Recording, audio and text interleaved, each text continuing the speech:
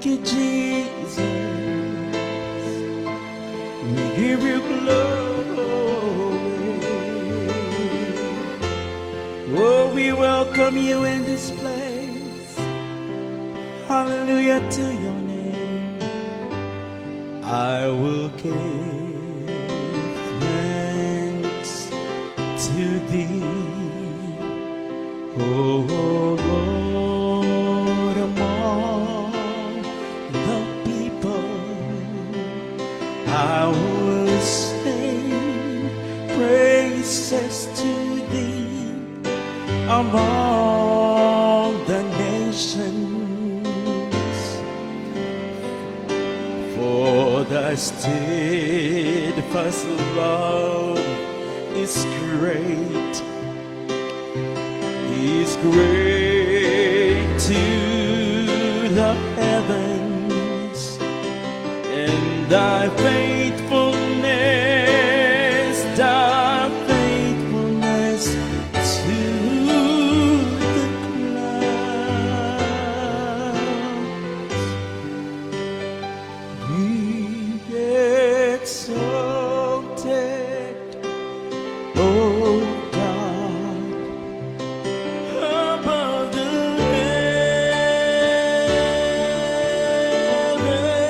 heavens. Let thy glory be over all the earth. Be exalted,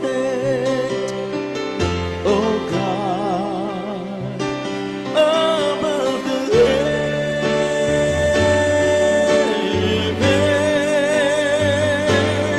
Let thy glory be over all the earth. So give thanks to thee. So I will give thanks to thee, O Lord, among the people. Yes, I will sing praises to thee among the nations, for thy steadfast love is so great, is great to the heavens, and thy faithfulness to the clouds. Be exalted, O God, above the heavens.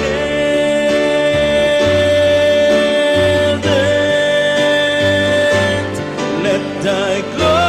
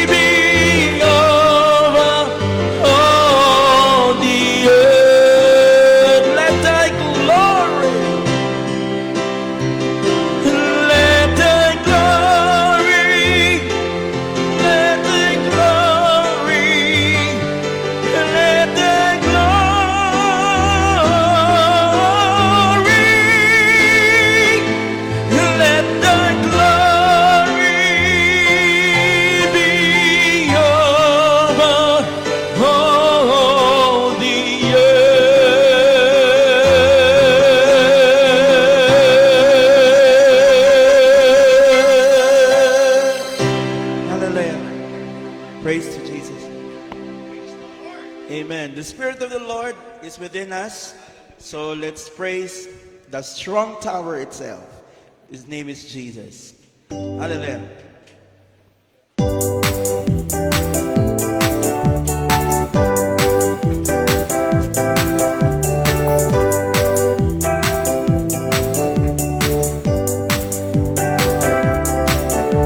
Spirit of the Lord is great and mighty. Spirit of the Lord is my victory. Spirit of the Lord is great and mighty. Great and mighty is me. Come on. Spirit of the Lord is great and mighty. Spirit of the Lord is my victory. Spirit of the Lord is great and mighty. Great and mighty is me. Greater is he that is in me, that he that is in the world. I am more than a conqueror by the power of his word, of his word. Spirit of the Lord is great and mighty. Spirit of the Lord is my victory. The Spirit of the Lord is great and mighty. Great and mighty is he. So greater is he that is in me, that he that is in the world. I am more than a conqueror by the power of his word, of his word. The Spirit of the Lord, come on. The Spirit of the Lord is my victory. The Spirit of the Lord is great and mighty. Great in the Spirit of the Lord, hallelujah. The Spirit of the Lord is great and mighty. The Spirit of the Lord is my victory. The Spirit of the Lord is great and mighty. Great and mighty. In the name of Jesus, in the name of Jesus, I can do anything by the power of His Spirit, through the one who strengthens me, strengthens me. The Spirit of the Lord is great and mighty. The Spirit of the Lord is my victory. The Spirit of the Lord is great and mighty in me. For greater is he that is in me, or he that is in the world. I am more than a conqueror by the power of his word, of his word. The Spirit of the Lord, come on. The Spirit of the Lord, great and mighty in me. The Spirit of the Lord, the Spirit of the Lord is great and mighty. The Spirit of the Lord is my victory. The Spirit of the Lord is great and mighty in me. For the Lord is mighty in me, great and mighty in me. For the Lord is my tower, for the Lord is my tower, and he gives me the power to tear down the works of the enemy. In a difficult tower, he will crush the devourer and bring the powers up underneath my feet. For the Lord is my tower, is my tower, and he gives me the power to tear it down the works of the enemy. In a difficult tower, come on, he will crush the devourer and bring the powers of darkness underneath. So blessed be the name, blessed be the name of the Lord. Blessed be the name of the Lord. Blessed be the name of the Lord, the Most High. Blessed be the name of the Lord. Come on. Blessed be the name of the Lord. Blessed be the name of the Lord, the Most High. The name of the Lord is a strong tower, the righteous run into it, and they are saved.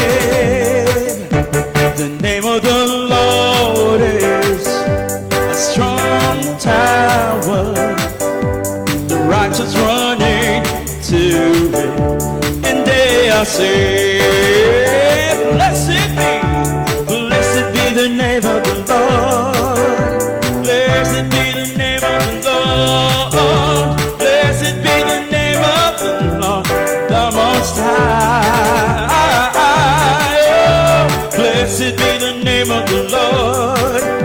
Blessed be the name of the Lord. Blessed be the name of the Lord, the Most High. The name of the Lord is Jesus. The name of the Lord is a strong tower, the righteous running to it, they are saved. The name of the Lord is a strong tower, the righteous running to it, and they are saved. Come on, Jesus is the name. Jesus is the name of the Lord. Jesus is the name of the Lord. Jesus is the name of the Lord, the Most High. Yeah. Jesus is the name of the Lord. Jesus is the name of the Lord. Jesus is the name of the Lord, the Most High. My life is in you, Lord. My life is in you, Lord. My strength is in you, Lord. My hope is in you, Lord. In you is in you. My life is in you. Come on, sing and dance to Jesus. Is in you, Lord. Is in you. Is in you. I praise you with all of my life. I'll praise you. I'll praise you with all of my strength, with all of my life, with all of my strength. All of my hope is in you. My life is in you, Lord. My strength is in you, Lord. My hope is in you, Lord. In you is in you. My life, my strength, and my hope in you is in you. For the Lord is my tower. For the Lord is my tower, and He gives me the power to break down the works of the enemy. In a difficult hour, in a where people crush and bring the powers of darkness underneath my. Jesus is the name of the Lord. Oh, Jesus is the name of the Lord. Come on. Jesus is the name of the Lord. Jesus is the name of the Lord, the Most High. Oh, Jesus is the name of the Lord. Jesus is the name of the Lord. Jesus is the name of the Lord, the Most High. For the last time, Jesus is the name. Let's declare His name. Lord, Jesus is the name of the Lord, the Most High. Jesus is the name of the Lord. Jesus is the name of the Lord. Jesus is the name of the Lord, the Most High.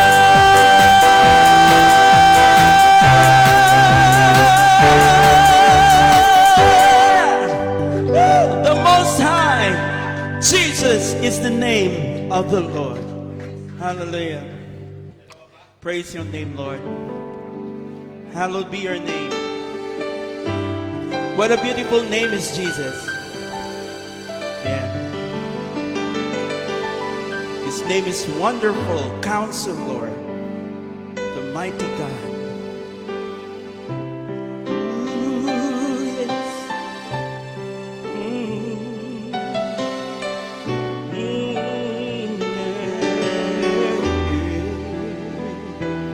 Praise your name.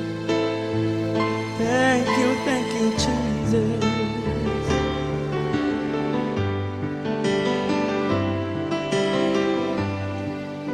Hallowed be thy name,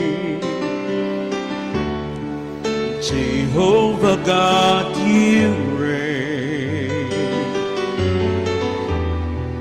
and you will never change, oh Lord, forever you're the same. Hallowed be thy name. Hallowed be thy name, Jehovah God, you reign, and you will never change, oh Lord, forever you're the same. Jehovah Jireh, you'll supply my every need.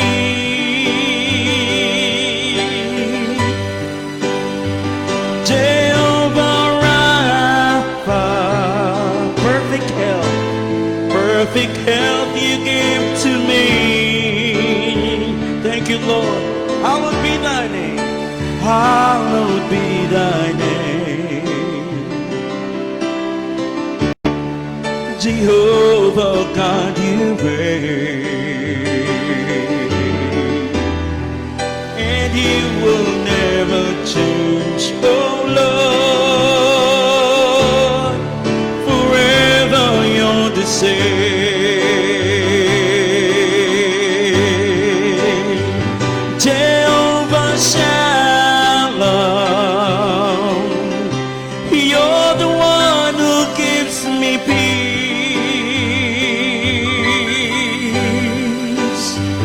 Jehovah Rohi, my faithful shepherd leading me. Hallowed be thy name.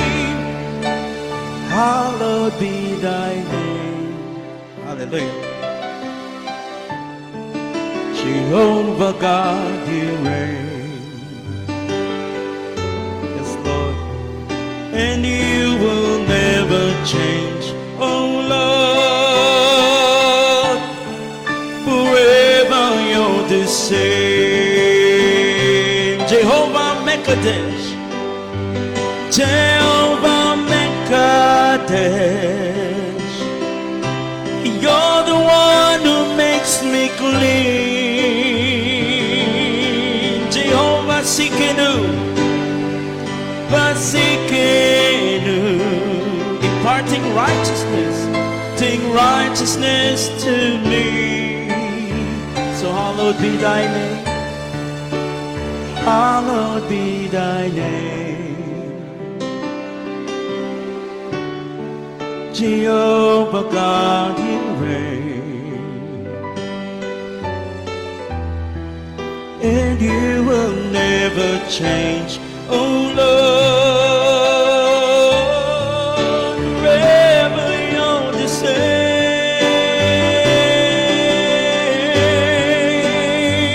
Jehovah Nissi, Lord, you reign in victory. Jehovah Shammah, Jehovah Shammah, you are always there for me. Hallowed be thy name, Jehovah God, you reign. Oh Lord,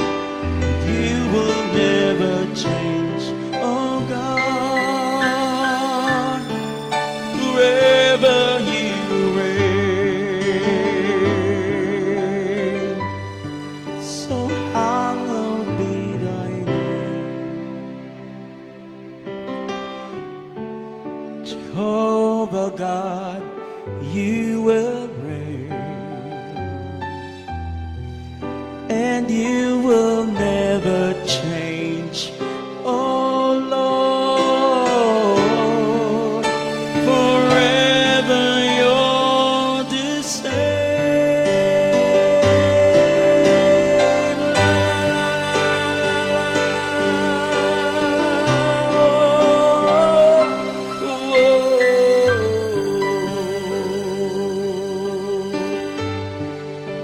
Yes, Jesus, I will sing, I will worship you, I will bow down and humbly at your throne. I will give everything, I will give everything to you alone.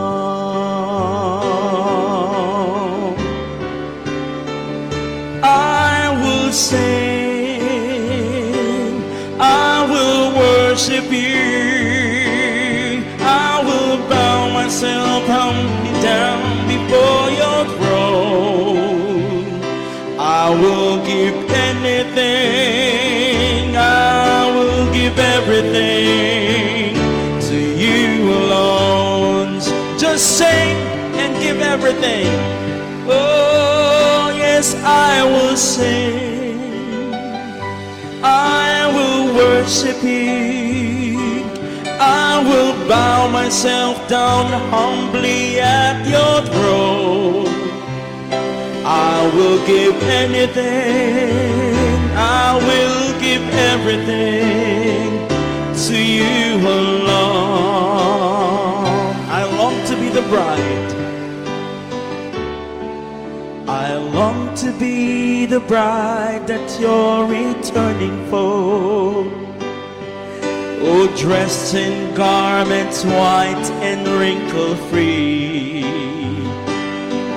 I have no earthly love that I am holding to, for you're the one who's everything to me. Yes, I will sing, I will worship you, I will bow myself down humbly at your throne. I will give anything, I will give everything to you alone. Just sing and give everything. Oh, I will sing, I will worship you, I will bow myself down humbly at your throne. I will give everything, I will give everything to you alone. Let's worship the Lord. La, la, la, la, la, la, la, yeah. La, la, la. Let's worship, let's worship.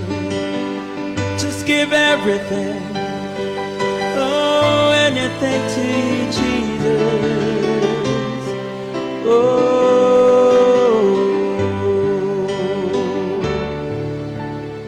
I will come and bow down at your feet,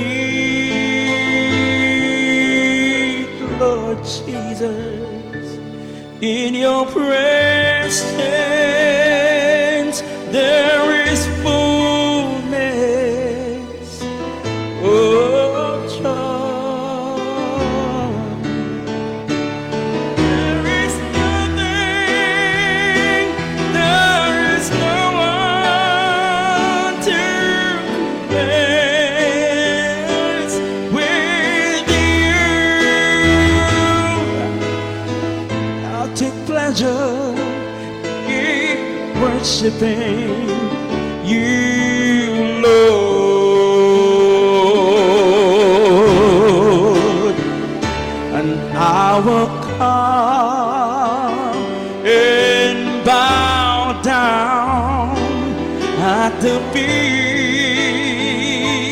of Jesus. In your presence there is fullness of joy.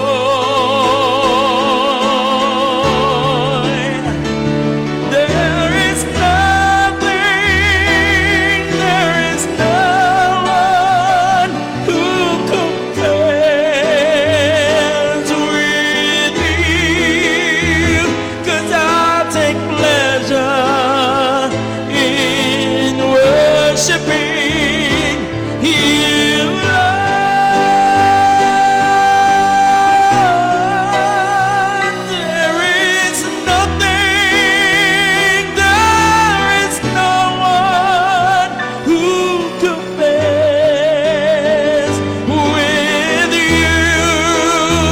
I'll take pleasure, I'll take pleasure, I'll take pleasure, I'll take pleasure, I'll take pleasure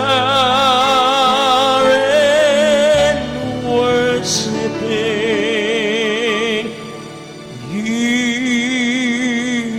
Lord.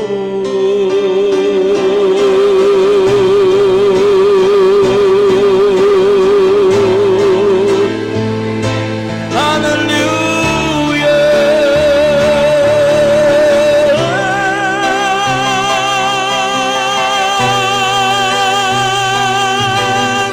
Praise to the name of the Lord.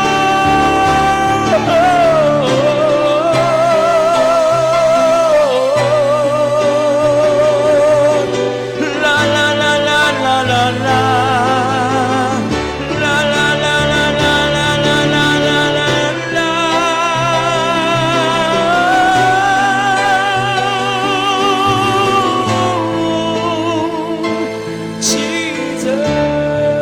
Jesus.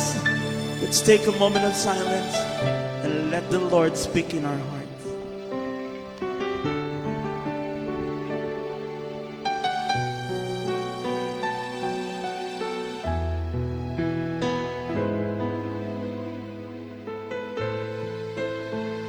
My loving children, are you increasing your diligence, your moral excellence in faith, love, self-control, perseverance, brotherly kindness, and godliness? You may not be as mature as you would like, but have you come from a long way from where you were? Oh, my children, rejoice, rejoice, rejoice. You are my instruments. You are my instruments. And my dear children, you are bearing, you are bringing fruit in my kingdom. I hold you in my hand. I hold you in my hand. Come, my children. Just trust the Lord with all your heart. And I love you so much. Thou saith the Lord of hosts.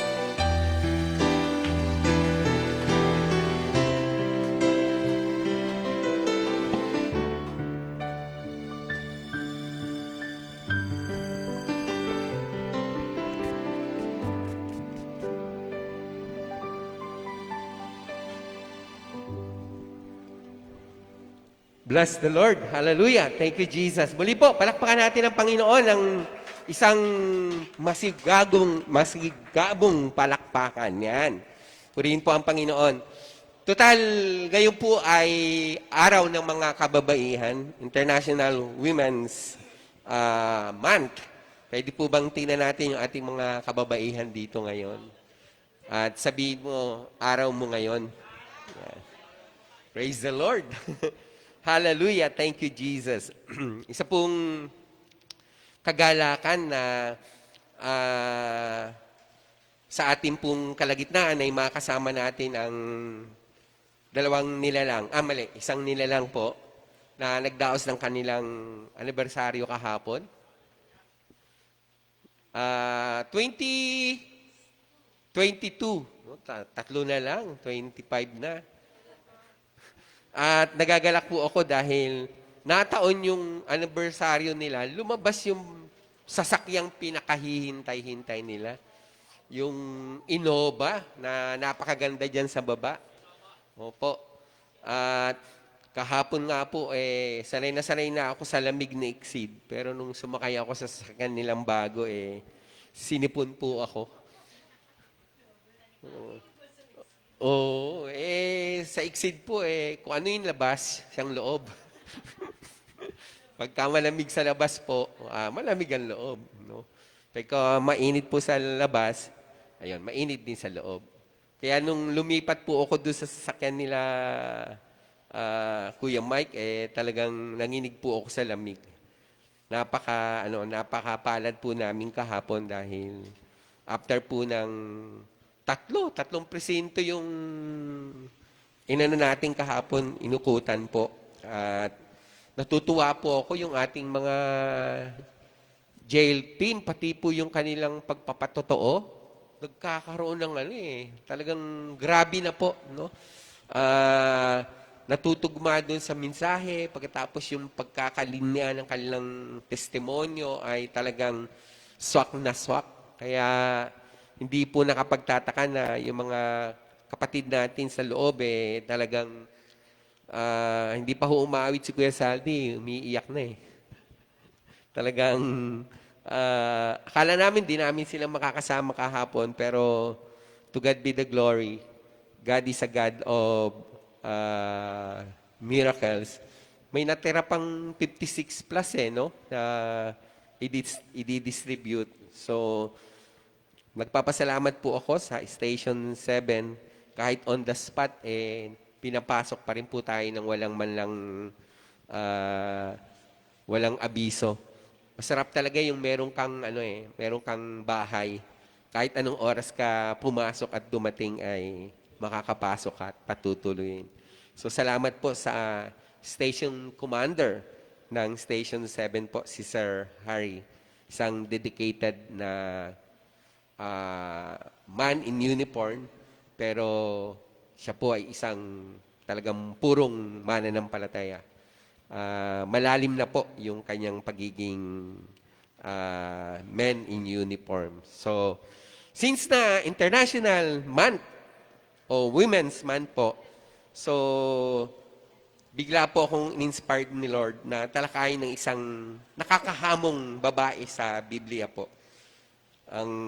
Ito ay istorya ng isang Moabites, na hinagap mo o sa pag-iisip mo ay hindi makakasama sa mga talaan ng bloodline ng ating Panginoong Hesus. Pero kahit po siya ay isang Moabita, ay napasama siya sa bloodline ng Panginoon. Ano bang meron sa babaeng ito? Bakit napabilang siya? Di ba? 5 po yung babaeng napasama sa bloodline ni Jesus Christ. At sa akin po, isa lang yung talagang masasabi mo dong righteous Yung huling babae, yung paglalagyan na ng Panginoong Hesus sa kanyang sinapupunan. Di ba? Si Virgin Mary lang, kung titingnan mo doon sa 5 yun, yung karapat-dapat Di ba? Yung una po, si Ruth. Di ba? Isang Moabita, Gentile. Tapos, yung una pong nasa listahan, si Rahab. Di ba? Ano po si Rahab? Isang patutot, isang prostitute, di ba? Sino pa po yung naaalala nyo? Bathsheba. Di ba? Sino po si Bathsheba? Nagkasala, di ba? Sa kanyang asawa. Sino pa po? Mayroon pang isa eh. Di ba yung si Rahab po, siya po yung yung tik-tik, nagligtas doon sa mga tik-tik, di po ba? Okay. Sino pa yung natatandaan yung isa? Nakasama sa bloodline ni Jesus Christ, according to Matthew chapter 1. Magdalene? Sino po? Si Esther? Wala pa po. Tingnan niyo po sa Matthew chapter 1, sa talaan po ng henerasyon. Sapagkat, total, ano po ngayon ay International Women's Month. Makikita niyo po dyan yung 5 babae na napasama po sa talaan ng henerasyon ng ating Panginoon. Sino pong nakahula na nung isa? Yung nagkunwari pong nagkunwaring prostitute, katulad ni Rahab. Start po lang letter T ang pangalan niya. Asawa po siya ni Judah. Naging asawa ni Judah. Sino po yun? May narinig ako eh. Ayun. Si Kuya Ed ba yung narinig ko? Oo. Si Tamar. No? Si Tamar po. Byuda siya ng anak ni Judah. Pero dahil ito po si Judah ay hindi pinakasal doon sa kanyang isang anak. Kasi mayroon pong, di ba, mayroong ugali ang mga Hudyo na pag namatay yung panganay na asawa, ang sasalo po ng responsibilidad, susunod yung kapatid. Nung mamatay po yung asawa ni Tamar, dapat ang kasunod po ay yun ang anak na nasusunod. Pero hindi po pinakasal ni Judah. So anong ginawa po ni Judah? Pinagkaitan niya ng karapatan yung byuda. At siya po ay ng ibang bayan. At nung malaman po ni Tamar, anong ginawa ni Tamar sa isang matalinong pagkilos? Nagpanggap po siyang isang prostitute. At nagkataon, dumaan po dun si Judah. At nakita ni Judah na mayroong isang magandang prostitute doon. Pero hindi niya namukaan na yung pala ay kanyang manugang. So nagsiping po sila sa buong magdamag.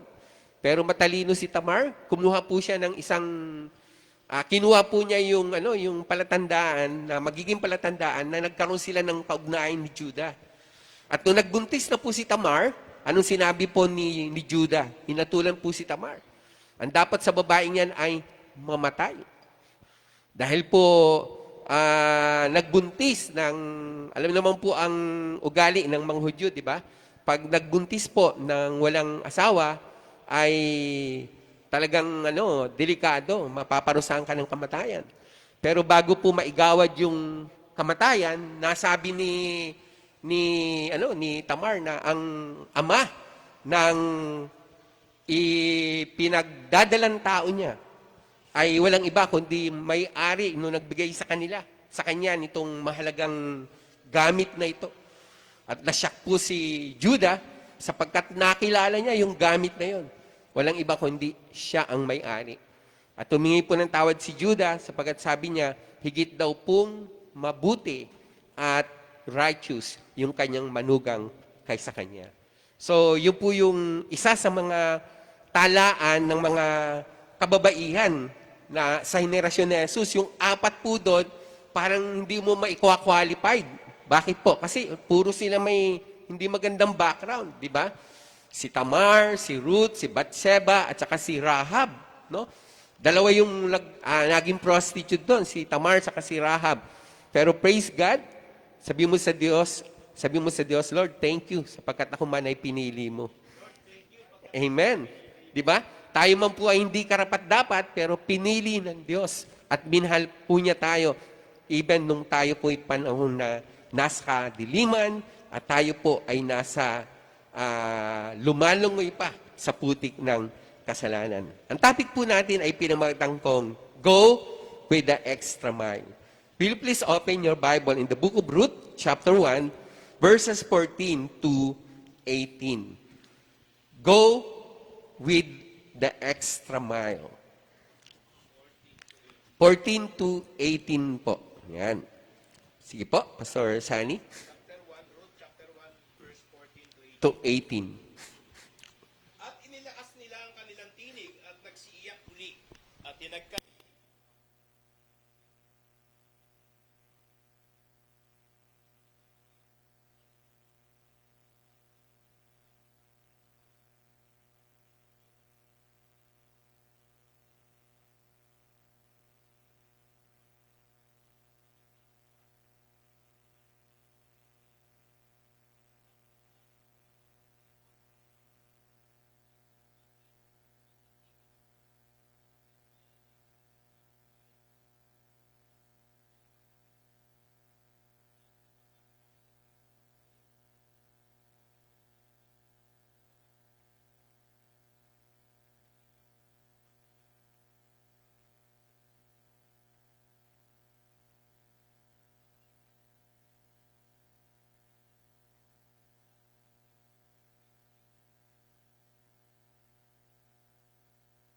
Ang Diyos po ang magpala sa salitang ating pagbubulay-bulayan. Tayo po'y saglit na yumuko at nanalangin. Mapagpalang Diyos, aming amang nasa langit, nagagalak po kami na patuloy naming nababatid na sa kabila po na kami hindi karapat-dapat, ay pinili mo, hinirang mo upang maging kasama sa iyong karian at mapabilang sa iyong mga anak. Nagagalak po kami na marinig na mula sa talaan ng mga lahi ng Panginoon ay pumili ka ng mga babae na hindi karapat-dapat. Pero minabuti mo, inibig mo na sila'y mapabilang upang makita ang kabutihang loob mo. Di lamang po sa kanila, kundi sa lahat ng saling lahi. Nagagalak po kami na marinig ang mga salita mo ngayong umaga. Bigay mo po sa amin ang kaliwanagan mula sa Espiritu Santo. Maunawaan namin ang mga nais mong ipabatid sa amin. At sa tulong ng iyong kapangyarihan, ito po ay aming maipamuhay. Pagpalain mo po ang bawat isang makikinig sa oras na ito. Maging po yung mga kapatiran namin sa online. Dinadalangin po namin na sila'y inyong kasiyahan. Tinataas ko rin po ang aking kapatid na nasa Malaysia, si Amor, na ngayon ay nagdiriwang ng kanyang kaarawan. Pagpalain mo po ang aking kapatid na ito. Samahan mo po siya at patuloy na palakasin sa kanyang bansang pinaghahanap buhayan. Sa loob ng napakaraming taon ay hindi man siya makauwi sa aming bayan. Salamat po sapagkat gumagawa ka ng magagandang bagay at patuloy mo siyang tinuturo ang lumago sa pananampalataya. Pagpalain mo po ang aming mga kapatid na nagdaraos ng kanilang anibersaryo. Si Pastora Jasmine at si Kuya Mike. Patuloy po na palakasin mo ang kanilang pagsasama. Lalo na po sa mga kanaisan mo sa kanilang buhay. Hinahangad po namin na patuloy nyo silang patnubayan. Salamat po sa mga blessing na dumarating sa kanilang tahanan. Pangunahan mo po si Kuya Mike sa kanyang plano at hangad po namin na siya man po ay patuloy ding magtagumpay. Sa kabila ng napakaraming taon na magtatrabaho niya sa ibang bansa, salamat po sapagkat muli mo siyang ibinalik sa kanyang pamilya at ngayon magkakasama-sama po sila. Patuloy po namin itinataas sa mga mananampalataya na hindi po namin kasama sa aming mga live worship. Palakasin mo po ang bawat mananampalataya na nakikinig sa aming online.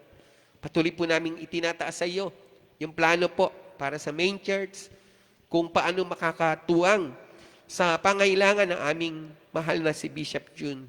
Salamat po sa patuloy mong pagkilos sa kanyang buhay. At patuloy mo siyang pinalalakas, pinagagaling, at patuloy po siyang nakakakilos kahit po sa kabila ng pinagdaanan niya. Nagagalak din po kami sa mga nais mo sa aming mga buhay. At tinahangad po namin na ang mga salita mo ay magbigay sa amin ng inspirasyon. Tulungan mo kami na nakapokus sa iyong mga salita. Hindi sa aming mga katabi, hindi sa kahinaang aming nakikita o pagkukulang na napapansin namin sa isa't isa. Hangad po namin na sa iyo po maituon namin ang aming pananampalataya, sapagkat ikaw po ang nagpapasakdal at nagpatibay ng aming pananampalataya. Hiningi po namin ang iyo pong pagtugon sa aming mga pangangailangan sa oras na ito, habang nakikinig kami ng iyong mga salita. Dalangin ko po na ang iyo pong Espiritu ay patuloy na magmanifest sa bawat isa at patuloy po na kausapin mo ang bawat isa sa pamamagitan ng iyong mga salita. Minsan pa po, tinataas namin sa iyo ang taus-pusong pasalamat at inaangkin po namin ang katagumpayan at kapangyarihan ng iyong mga salita. Pinupuri ka namin at pinasasalamatan sa matamis na pangalan na Jesucristo na aming Panginoon at Tagapagligtas. Ang lahat po ay magsabi ng Amen. Amen and Amen. Praise the Lord. To God be the glory. Isa pong napakahalagang bagay po na ating maunawaan ay ito. Naalala ko po yung isang napakagandang quotation.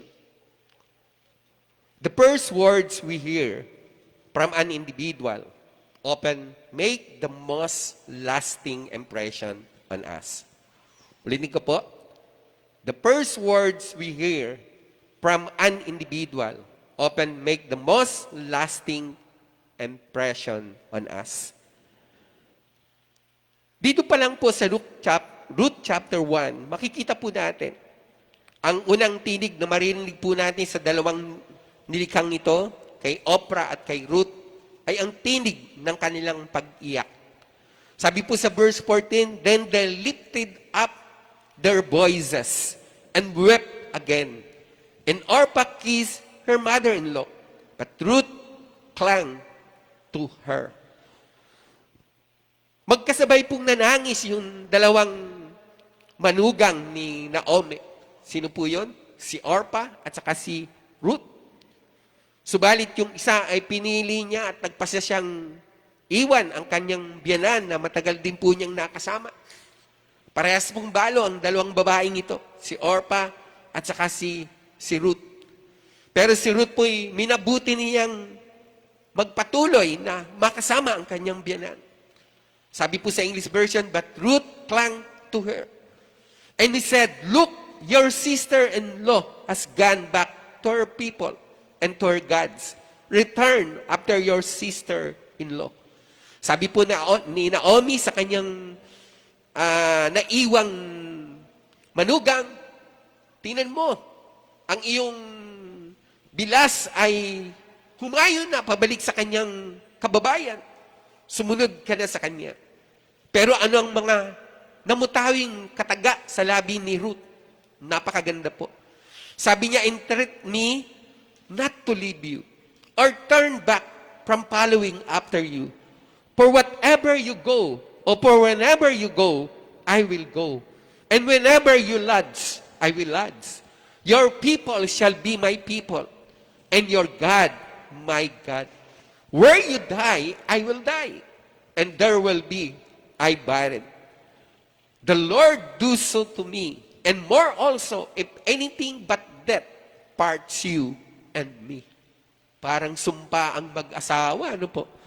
Walang makapaghiwalay sa atin, kundi ang kamatayan. Grabe po. Hindi ho mag-asawa to. Ano po? Magbiyanan.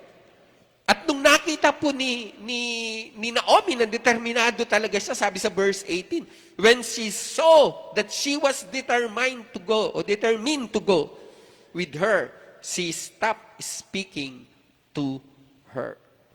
No, tumigil po siya sa pagsasalita sa kanyang manugang na wag nang ituloy ang pagsama sa kanya. Sa halip po, nahamon po ang biyanang ito sa winika ng kanyang manugang. Naniniwala po ako na yung unang mga salita ay napakahalaga. Di po ba? Sino po yung mga nanay dito na yung unang salita ng kailang anak ay talagang binantayan? Ano ba yung una niyang sasabihin? Mami ba? O daddy ba? Papa ba? O mama ba? O ano? Lola? O lola? Diba? binabantayan talaga natin yun eh. Naalala ko pa nung bata pa si Mark eh. Talaga, lahat po ng mga first word niya, lahat ng first sa kanya, talaga nakalagay po dun sa aking journal eh. First word, first step, lahat ng first. No? Pagkatapos kay JM, ganun din. Pagdating kay Bunso, wala na. Tinamad daw. Tinamad na.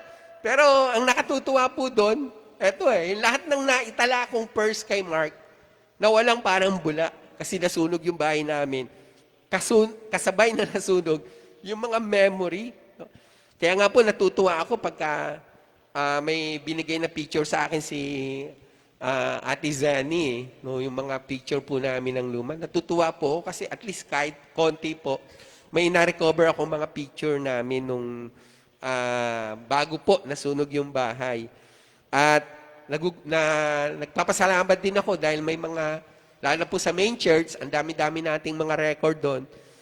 So, tuwan-tuwa po ako kagabi, ay nung Sabado, nung nag-meeting po kami doon, nagkakatuwaan. Kasi yung sa dami-dami po ng picture kung nakapile sa main church, ang nilagay ba naman ho doon, yung parang bagong laya ako sa bilangguan.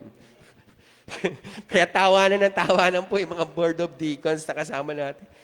Pambihira naman kayo, minardar nyo naman si Bishop, ang dami-daming picture. Ba't yan pa yung nilagay nyo? Parang bagong laya sa Muntinlupa. Kahapon po ay nakatutuwa yung patutuo ni Kuya Bon sa ni Kuya Ed, no? At nagpakita pa sila ng mga picture niya nung una, no? Lalo na po, pinakita sa akin ni Kuya Edward na picture. Talagang grabe po yung mga picture nila. Ang papayat nila na hindi mo makilala ang itsura, di ba? Yung po ba talagang parang mga pusakal na talagang hindi gagawa ng mabuti? Hindi mo pagkakatiwalaan kahit minsan. Pero tingnan nyo naman po ngayon, pagka nakita nyo po, di ba? Ngiti pa lang ni Kuya Edward, mabibigani ka na eh, di ba? Tapos si Kuya Ed ano yung banal na gwapo sa banal na gawain? Ang tindi nun ah. Banal na gwapo sa banal na gawain. Ang tindi nun ah. BG, no? Oo. Dating bahala na gang, binago niya. Banal na gwapo sa banal na gawain. Grabe yun, di ba? Talagang mahal naman nito yung BNG, no? Yung bahala na gang eh. Sino ba mga taga-Sputnik dito? Si Kuya Bon, Sputnik, di ba? Sputnik. Kaano pala niya? Ano niya si Pastor Boy Banlapas? Di ba? Sputnik din si Pastor Boy. Si Boy Bonos. Oh. Ha? Bahala na rin pala yun. Bahala. Kami rin po, bahala na rin po kami. Konting trivia lang po. Yung word na bahala po, parang bukang bibig yun sa Pilipino. Pero kung kukunin niyo po yung pinag-ugatan ng salitang bahala, comes from the word bathala. No? Dito po pinapakita na talagang mga Pilipino, bago pa lang po dumating yung mga Spaniards, yung mga Spanish sa ating bansa, talagang napakamakadiyos na natin. At meron pong isang aklat akong nabasa. Ito po'y sinulat ni Pedja Peta, historian po mismo ni Magellan, na nagulat siya sapagkat ang mga Pilipino ay tumatawag sa Diyos sa kalangitan. Nakatingin po pag nalalangit. At ang tinatawag nilang pangalan na naririnig po ay Aba. Aba. Kanino po ba natin narinig yung word na Aba? Di ba? It's an Hebrew word for father, Aba. At natuklasan po natin na ang Hebrew at baybayin ay talagang magkamag-anak na magkaugnay na magkaugnay. Sapagkat pag sinerch niyo po sa lahat ng mga aklatan, that the oldest script in all the world is no other than our language, baybayin. Kaya natutuwa po ako na pag nasasakyan ko yung LRT, yung isang bagon dyan, na nakasulat po yung word natin na baybayin eh. At pinupus ko nga si Mark na, sige, palawakin mo pa yung baybayin doon sa ating page. Kaya pagka kayo pupunta sa ating mga page, ano lang po, promotion, Pag-ibig, Young Adult Society. Tatlo na ba? Nakakatatlong vlog na po sila. At doon po sa TATNB, makikita niyo po yung mga baybayin words na pinagsisikapan ni Mark na ma-impart sa atin. So, going back to our topic, go with an extra mile. Sabi ko po kanina, the first recorded words of Ruth and Boaz denotes a lasting one, but more than words, they go an extra mile. The book of Ruth tells a tale of love and respect between two women from vastly different world. Taga saan po ba si Naomi? Si Naomi po ay taga Israel. Si Ruth po ay isang Moabites. Paano po sila nagkatagpo? Nung naghirap po ang bansang Israel, si Naomi at ang kanyang asawa ay pumunta sa bayan na yon. At pagkatapos po, doon nakapangasawa ang kanilang dalawang anak. At turn out po na yung dalawa niyang anak na lalaki ay nangamatay. At ang sabi niya, umuwi na lang po kayo dahil kahit magkaroon pa ako ng anak, hindi nyo na kayang hintayin para mabigyan ko kayo ng panibagong mapapangasawa. Tinignan ko po ang kahulugan ng mga pangalan ng mga bidang karakter. At makikita natin, alam naman po natin, yung Ruth. Anong ibig sabihin po ng pangalang Ruth? Ruth means companion, friend, vision, and vision of beauty. Tingnan nga po natin yung mga kababaihan natin. No? Sila po ba ay pleasant? Sila po ba ay palakaibigayin? Sila po ba ay vision of beauty? Sila po ba ay masarap kasama? Tingnan nyo nga po yung katabi ninyo. Nagre-react daw po yung anak eh. Sila po ba ay katulad ni Ruth? Good companion, friend, or vision of beauty? Si Naomi po, ang ganda rin ng pangalan niya. Naomi means pleasantness. No? Pleasant. Ano ba nga sa Tagalog yung pleasant? Kaibig, kanais, kaaya-aya. Diba? Kagiliw-giliw. No? Pleasant. At ang Boaz po, ang pangalan po ay sweetness, or actually means a strength within him. Pag pinagsama-sama po yung mga pangalan, kahulugan ng pangalan itong mga karakter na to, talagang makikita mo po yung kanilang mga katangian. Pero hindi lang po nila ipinamuhay yung kanilang katangian. They go with an extra mile. Unang punto po na gusto kong pag-usapan natin. Start with the letter G. Grab the opportunity to make a positive decision. Number 1 po. Grab the opportunity to make a positive decision. Tawag ko nga doon sa 3 C po, may triple vitamin C. Ano po ba yon? Choice, chance, and change. Diba? Kung ano ka man po ngayon, it is a product of your choices before. Kung ano po ang kalagayan mo sa ngayon, ito po ay bunga ng mga pagpapasya mo sa nakaraan.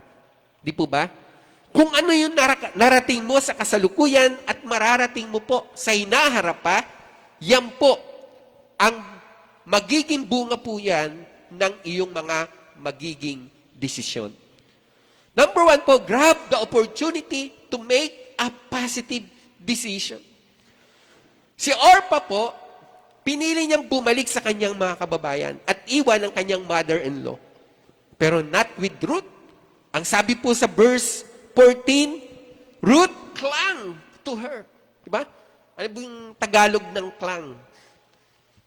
Talagang nangunyapit eh. Diba? Nangunyapit po si Ruth at talagang hindi niya iwan. Sabi niya, the Lord does so to me the more also, if anything but death parts you and me. Gawin sa akin ng Diyos ang pinakamasama kapag tayo po ay nagkahiwalay, maliban lang sa kamatayan. Talagang buo yung desisyon ni Ruth na samahan yung kanyang biyanan. At talagang grabe yung kanyang deklarasyon. Sabi po niya, whenever you go, I will go. Whenever you lads, I will lads. Your people will be my people, and your God will be my God. And where you die, I will die. And there where I will be buried also. Di ba grabe po yung desisyon niya? Pwede ba tingnan mo yung katabi mo? Sabi mo sa kanya, ano yung pinakamalaking desisyon na ginawa mo sa buhay mo? Yung piliin mo yung asawa mo. Grabe, wala ho dito si Mayora eh. Pero di ba, nanunood naman eh. Oh? Narinig. Mayora, narinig mo ba yung desisyon ng iyong asawa? Yung pinakamalaking desisyon daw niya, yung pinili ka niya para maging asawa. Ang ganda ng ngiti po ni Pastora, Kuya Mike. Ang ganda ng ngiti ni Pastora, oh. Grab the opportunity to make a positive decision. Minsan po, nakakagulat yung nangyaring ito sa ating mundo, di ba, yung pandemya. Pero alam niyo po, maraming mga taong nag-excel despite of this pandemic. Bakit po? Kasi nakagawa sila ng mga positibong desisyon sa buhay nila. Ang dami po mga churches na nag-close down. Dahil wala na hong pambayad sa upa, di ba? Dahil walang worship eh. No? Pero may mga Christian churches po na kahit po matindi yung pagbabawal, tinuloy pa ho nila. Nagkaroon ng mga underground. No? Patago po silang nag-worship. Sarado yung church, tinanggal yung pangalan ng church sa labas, pero nasa loob, tuloy-tuloy yung kanilang pagsamba sa Panginoon. Number 1 po, grab the opportunity to make a positive decision. Sa palagay niyo po, kung hindi nagdesisyon ng ganon si Ruth, makakasama po ba siya sa generation ng bloodline ni Jesus Christ? Absolutely, hindi. Nagsimula yung magandang kapalaran ni Ruth nang magkaroon po siya ng positive decision sa buhay niya. Pwede bang kalabatin mo yung katabi mo? Sabi mo sa kanya, panahon na para magdesisyon ka.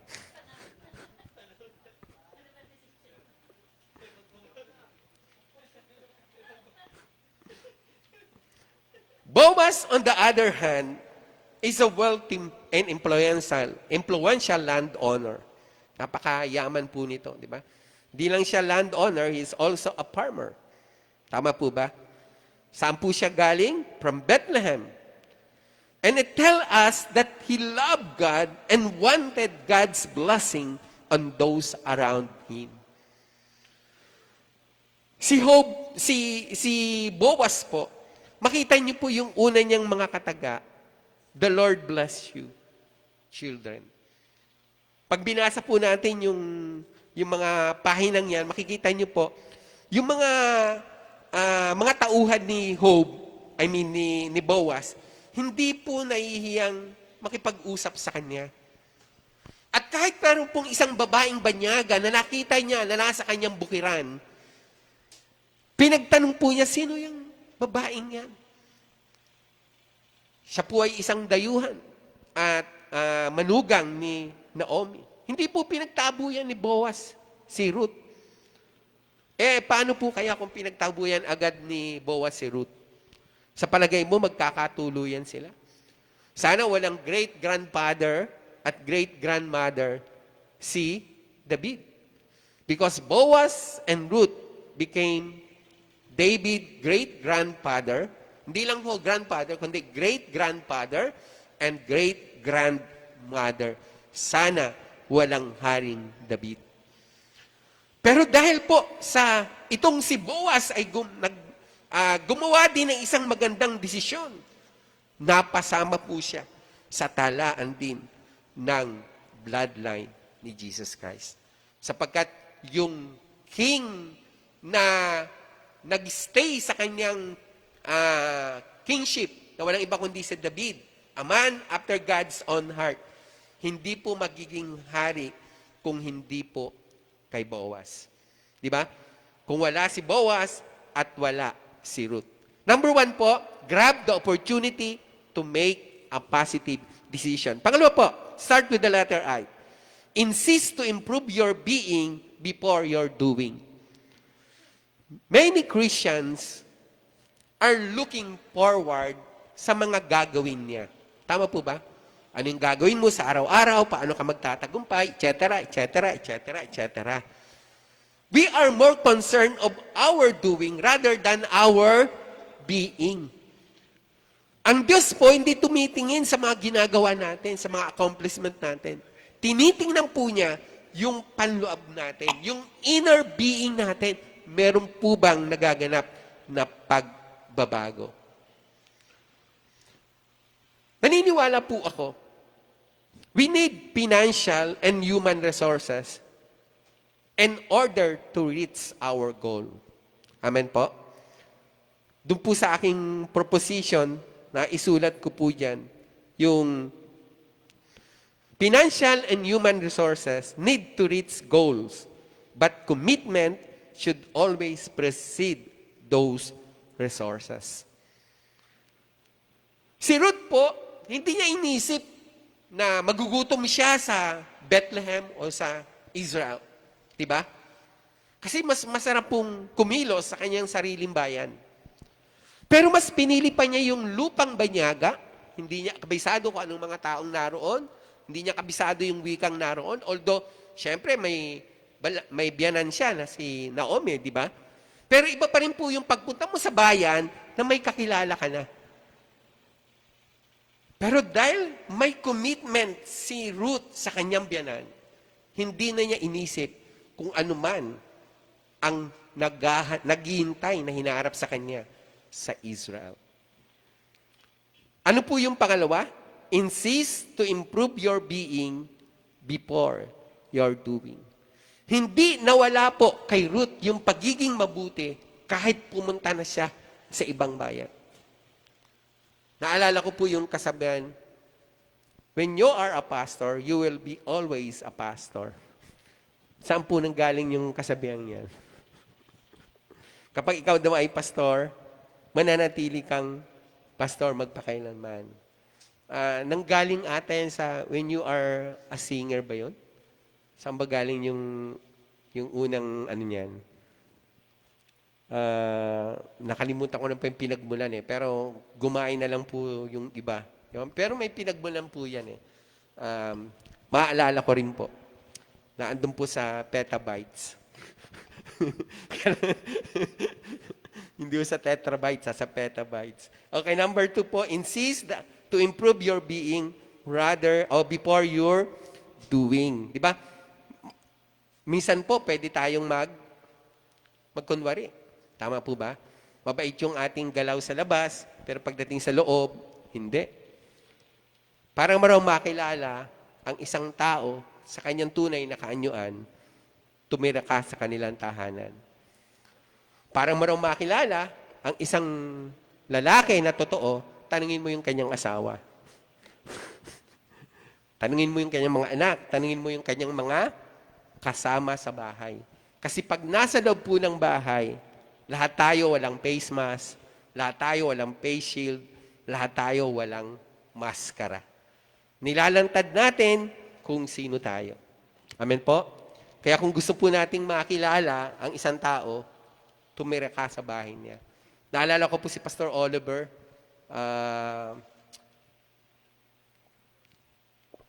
Ilang araw po siyang nawala sa church. Nag-alala kami nung ba't nawala.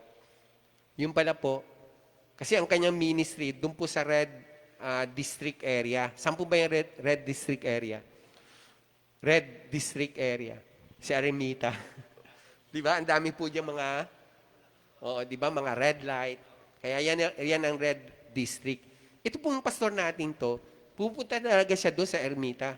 Ang mga inaabot po niya, yung mga prostitute doon. Nawala. Nag-alala yung asawa, ilang araw. Tapos nalaman po namin, tumira pala siya sa bahay ng prostitute. San linggo siya doon sa bahay. Para makilala niya yung prostitute. Sinara niya ng gospel at pinatanggap niya sa Panginoon. Pero yung iba na yung mga kasama nagduda. Anong ginawa niya ro? Isang linggong nawala. Tapos nung kinausap po namin siya, kasi gusto ko talaga siyang makilala ng lubusan. Gusto niyo pong makilala ng lubusan? Ang isa sa ating mga kasama rito, tumira po tayo sa bahay niya. Bakit po? Kasi doon natin siya makikilala ng lubusan. Tandaan niyo po, insist to improve your being rather than doing. Pangatlong bagay po, start with the letter B. Victoriously demonstrate impeccable work ethics. Alam mo, gusto ko po kay Ruth. Magang-maga siyang gumigising at nagtatrabaho. Hangang-hanga po ako sa mga taong masisipag. Hangang-hanga po ako sa mga pastor na may trabaho. Na talagang grabe po yung kanilang dedikasyon sa trabaho. Siguro naman po, hindi na tayo lalayo pa. Hangang-hanga po tayo kay Ate Banji. Dapat nag-retired na to, nagpapahinga na to, pero kita mo, ayaw pa rin, di ba? Grabe yung work ethics. Lalo na ho si Boss Art. Pagka nakita niyo po talagang grabe pag nagtatrabaho. Nung makita po ng mga kababayan si Naomi at si Ruth, tuwang-tuwa po yung mga kababayan. Sabi po sa verse 20, simulan po natin sa verse 19. Sabi po, but the two of them went until they came to Bethlehem. And it happened, when they had come to Bethlehem, that all the city was excited. Ano raw po yung buong siyudad? Excited because of them. And the woman said, it is Naomi. And when she said to them, do not call me Naomi, call me Mara. Ano po ibig sabihin ng Mara? Mara means bitter. Diba? Sabi niya, mula ngayon, huwag niyo na akong tawaging mapalad. Huwag niyo akong tawaging Naomi. Huwag mo tawaging kaaya-aya. Tawagin niyo na po akong malas. For the Almighty has dealt very bitterly with me. Ako, sinisipa ang Diyos. Bakit po? Sabi niya, for the Lord deal bitterly with me. Kapait-paitan daw yung mga pinagagawa ng Diyos sa kanya. Pero si Naomi po, kabaliktaran po ng kanyang manugang na si Ruth. Sapagkat si Ruth po, nibok ang bibig ng negative. Wala tayong narinig. Tama po. Ano lang po ang ginawa ni Naomi, ni Ruth? Trabaho lang ng trabaho. Pangatlo po, victoriously demonstrate impeccable work ethic. Sabi ko nga po sa inyo kanina, maagang bumabangon si Ruth at papunta po siya lagi doon. Sabi po sa chapter 2, verse 1 and 2, then was a relative of Naomi's husband, a man of great wealth of the family of Elimelech. His name was Boaz. So Ruth, the Moabites, said to Naomi, please let me go to the field and glean heads of grain after him whose sight I may find favor. Sino ang nagkusa na magtrabaho? Inutusan ba siya ng biyanan niya? Hindi eh. Siya po ang humingi ng, sabi niya, please let me go to the field. Siya pa ho nagpaalam, pupunta ako sa bukid at magbabalat ako ng buto. At nung nakita nga po siya ni Boaz, anong ginawa ni Boaz? Nung makita niya na umaani, kasi mayroon pong batas sa Israel, na a certain portion, hindi mo pwedeng anihin. Ititira mo yung kanino? Sa mga balo at sa mga kapuspalad. Halimbawa, 5 hektarya yung bukid mo.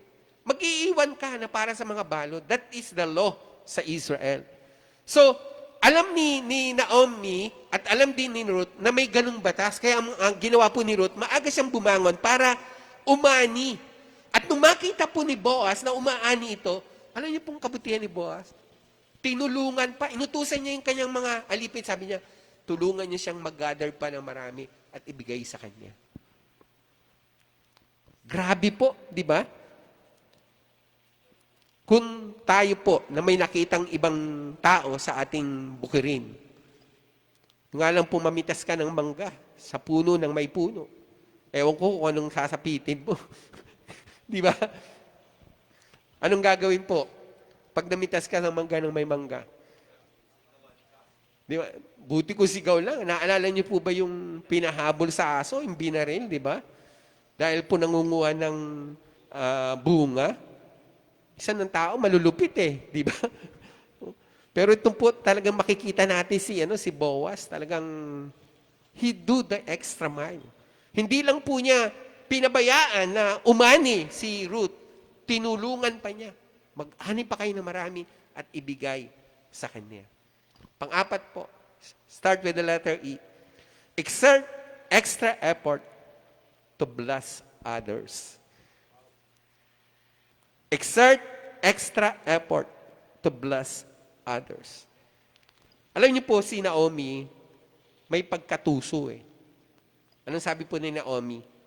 Nung makita niyang parang nagkakagusto si Boaz sa kanyang manugang, sabi niya, pumunta ka sa tahanan ni Boaz. Humiga ka sa ibaba ng kanyang paanan. Eh may kultura po ang mga Hudyo na kapag ang babae ay matatagpuan mo sa iyong paanan, ibig sabihin, yung babaeng yon, all the way na. Magpapasiping siya, magpapagalaw siya. Iyo na siya. Pero ano pong ginawa ni Boaz nung makita niya? Hindi ho niya ginalaw si Ruth. At maaga niyang pinabangon. At ang sabi niya, habang madilim pa, umuwi ka na. Baka may makakita pa sa iyong iba. Aba, kung di ibang lalaki po yan, sasabihin niya, palay na lumalapit sa manok. Tukain mo na. Di ba? Ganun na po yung ganun po yung yung magiging mindset. Pero alam niyo po, si Boaz talagang napaka-bait na nilalang. Gumawa siya ng paraan eh.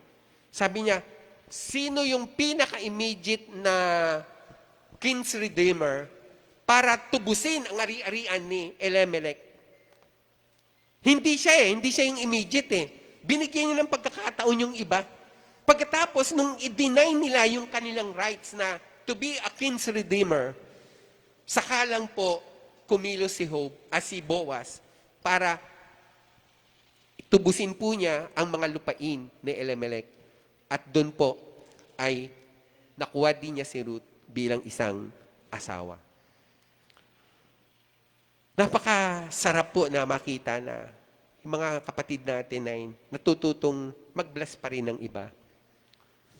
Nung meeting nga po namin nung Sabado, talagang may lumapit po sa akin. Sabi niya, grabe, Bishop, nakaka-bless ang Manila sa ginagawa ninyo. Hindi lang po yung mga taga-Maine ang nagsasabi noon, mga kapatiran natin sa iba't ibang lugar. Nagiging inspirasyon tayo. Tapos may lumapit nga po sa akin. Sabi niya, Bishop, alam mo, dalangin ko sa Lord, magkaroon ka ng sasakyan. Tinignan ko si Ninang. Sabi ko, Ninang, bibigyan mo ba ako? Nangiti po yung Ninang ko. Sabi niya ng ganun, kasi ang hirap nung trabaho niyo eh.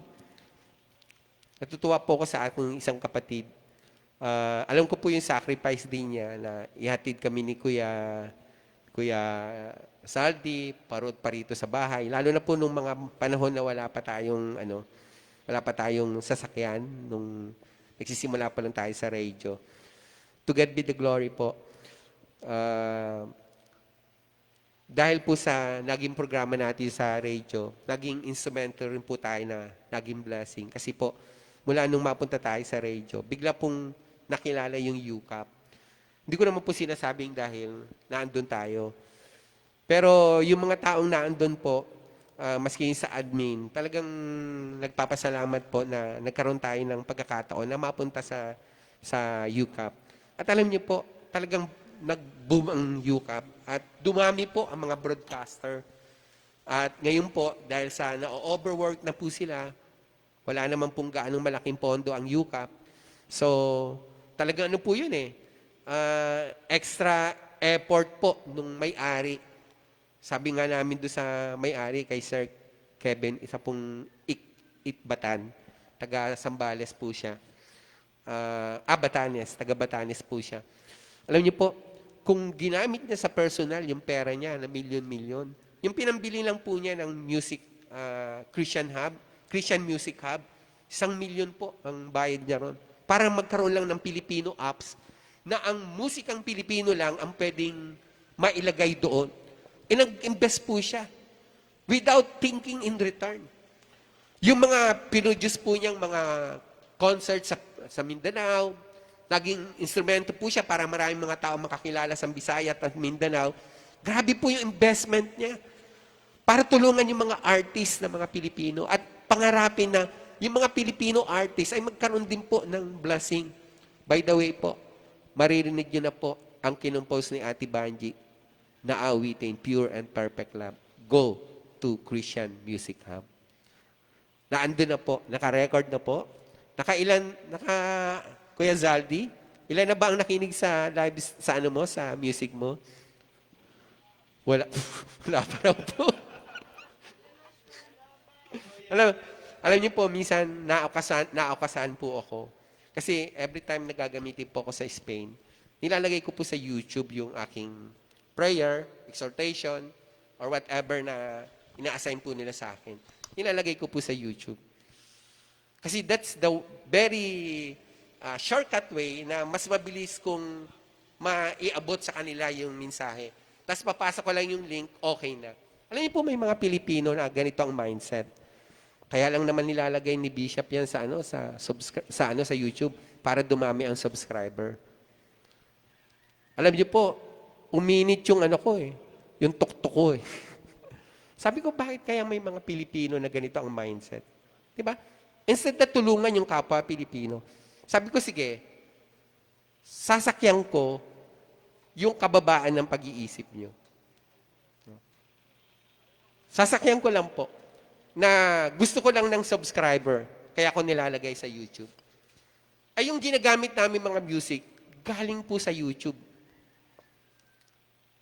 Kung yun ang layunin ko, at yun ang nakikita yung layunin ko rin, bakit sinatsaga niyong kunin lahat ng musika ng mga banyaga? Bakit hindi niyo i-link lang yung prayer na may part naman or exaltation na gagamitin ko doon sa gawain? Di ba parang ang hirap? Di ba tayo mga Pilipino, pagka concert ng banyaga, naku, kahit ang mahal-mahal ng ticket, a-attend tayo. Tama? Kapag po ang magse-seminar ay mga taga-ibang bansa, naku, kahit ang hirap pong puntahan ng lugar, a-attend tayo. Tama ba? Pero pagka Pilipino ang naandun, ay, sino ba yung speaker? Ay, grabe yung mindset natin. Tama ba? Maski po sa mga product. Pagka galing sa ibang bansa, wow, mag-uunahan tayo, di ba? Tama ba? Yung mga pasalubong na galing sa ibang bansa, meron ka ba diyang bag? Meron ka bang ganyan? Kahit kopya-kopya lang po, kahit class A, di ba? Makikipag-agawan tayo. Pero eto, brand new po, binili mo dito sa Pilipinas. Ibibigay mo na, wala pang tumatanggap.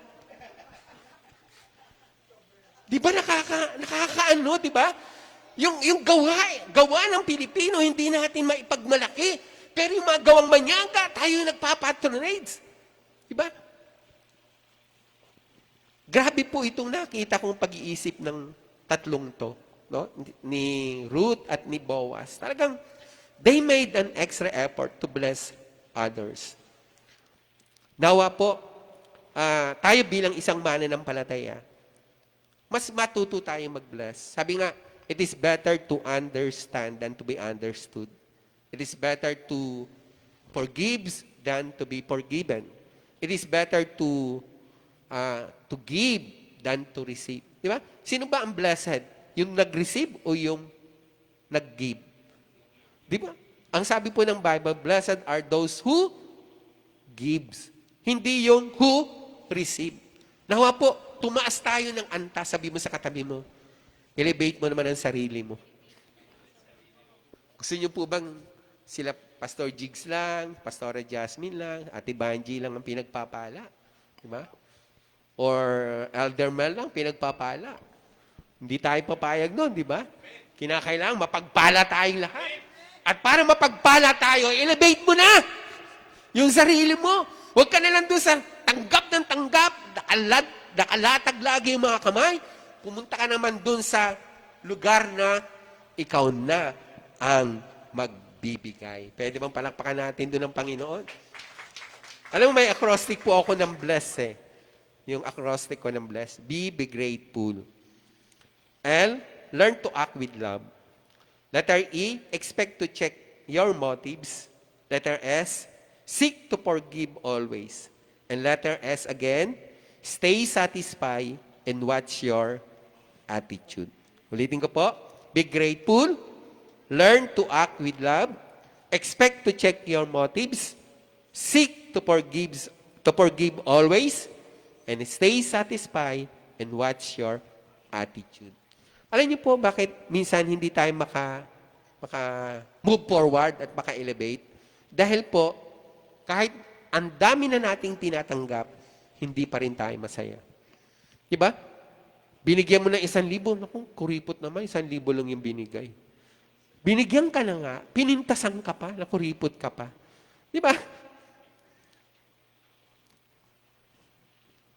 Brother and sister, si Ruth po, walang perang maibigay. Pero anong binigay ni Ruth? Binigay niya yung commitment niya, binigay niya yung buhay niya sa kanyang minamahal na biyanan. Pero anong naging bunga nun? Isang malaking pagpapala. Naging asawa siya ng pinakamayamang lalaki sa kanilang bayan. Pwede bang palakpakan natin doon si Lord? And the last but not the least po, letter, anong nawawala ang letra? Letter S. Letter S po. Ano yung letter S? Sense of loyalty and integrity must be your priority. Pasok na pasok yung word of prophecy kanina ni Teacher Tonet. Talagang grabe po. Napaka-sharp talaga ng mga prophecy ni Teacher Tonet. Kaya kanina po kinikilabutan talaga ako. Alam niyo po, when Ruth took the step of faith and her commitment lead to all kinds of open doors. Ruth finds work during difficult times, makes friends in a foreign land, and eventually gain a new husband. And who is that husband? The most wealthiest man in Bethlehem, si Boaz. Most impressively, God includes her, a Moabite, adopted into the family of Israel in the bloodline of the Lord Jesus Christ. The child she bore became the part of the lineage of the Messiah. Sabi ko nga kanina, Ruth became the great-grandmother of King David. Ano po yung binuo nating word? Gives. Ulitin ko po, grab the opportunity to make a positive decision. Pangalawa, insist to improve your being before doing. Pangatlo, victoriously demonstrate impeccable work ethic. Pang-apat, exert extra effort to bless others. At panghuli, sense of loyalty and integrity must be your priority. When we give your best and do the extra mile, God will open the doors of great opportunities. Amen po? Jesus talked about this generous spirit when He said in Matthew chapter 5, 40 to 41. Ano sabi doon ni Lord? Sabi ni Lord, and He said, if anyone wants to sue you and take away your tunic, let him have your cloth also. And whenever compels you to go 1 mile, go with him 2 miles. Saan po yan natin makikita? Matthew chapter 5, verses 40 to 41. Brother and sister, let us do the extra mile. Habang inihanda po natin ang ating sarili sa ating paggunita sa banal na hapunan, nais ko pong patuloy natin kausapin ang Panginoon. Let us prepare our heart sa ating pong paggunita sa paghihirap ng Panginoon, sa kanyang kamatayan, sa kanyang muling pagkabuhay. Alalahanin natin ito ng may galak at may pasasalamat. Dahil siya ang nagligtas sa atin, siya ang nagbigay sa atin ng pagkakataon na mapabilang sa kanyang pamilya at mapagkalooban ng karapatan na maging anak ng Diyos. Pinaalala ni Apostol Pablo sa 1 Corinthians chapter 11, 23 to 26 to 25 ang ganito. For I received from the Lord, which I also delivered unto you, that the Lord Jesus on the night in which he was betrayed, took bread, and when he had given thanks, he broke it and said, Take, eat, this is my body, which is broken for you. Do this in remembrance of me. In the same manner, after the supper, he took the cup, saying, This cup is the new covenant in my blood. Do this as you open, as you drink it, in remembrance of me. Let us pray. Aming Diyos, mapagmahal na Ama, maraming salamat sa mabubuting halimbawa ng mga kababaihan sa Biblia. Nagbigay sa amin ng hamon that we as your children, we must learn to do the extra mile. Turuan mo po kaming gumawa ng mga positibong desisyon. Turuan mo po kami na mas palagan yung aming pagkatao kaysa mga gawa namin. Tulungan mo po kami na mag-demonstrate ng kakaibang mga gawa. Help us also, Lord, to bless others as well. And most importantly, Lord,